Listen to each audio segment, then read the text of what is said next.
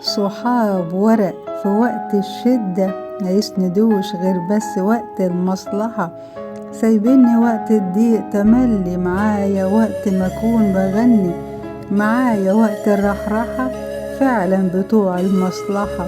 حد يروح يقول لهم إن الحياة كده وكده، في وقت ضيقهم أكون معاهم، ووقت ضيقي بيختفوا، يستقطعوني وأقول فداهم، والجرح دايما يهتفوا، دايرين علي يخصهم أسرع من ريشة المروحة، ووقت ما أنا محتاج لهم ماخدش غير المطوحة، فعلا صحاب المصلحة.